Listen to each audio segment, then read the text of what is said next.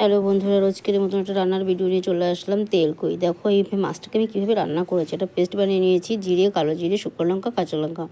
এদিকে মাছগুলোকে ভালো করে কেটে ধুয়ে নিয়ে, জ্যান্ত মাছ যেহেতু কাটতে একটু সময় লাগে, লবণ হলুদ মাখিয়ে নিয়েছি। এবার কড়াইতে সর্ষের তেলটা ভালো করে হিট করে মাছগুলোকে সব দিয়ে দেবো। মাছগুলো কিন্তু খুব কড়া ভাজা হবে না। এদিকে আমি পেস্টটাকে গুলিয়ে নিচ্ছি, লবণ, হলুদ, চিনি আর এই যে মশলাটা আমি করে নিয়েছিলাম সেটা, তার মধ্যে একটু গরম জল দিয়ে মশলাটা ভালো করে গুলিয়ে নিয়েছি। এবার ওই মাছের মধ্যে দুটো কাঁচা লঙ্কা দিয়ে মশলাটা আমি পারপাস দিয়ে মাছটাকে ঢেকে দেবো ভাপে দেওয়ার জন্য। দেখো কি সুন্দর মাছ, মশলাটাও মধ্যে ভাপা কষে গেছে, মাছটাও ভালো ভাপা হয়ে গেছে। এবার আমি এর মধ্যে অ্যাড করব একটু গরম জল, সর্ষের তেল দেবো আগে।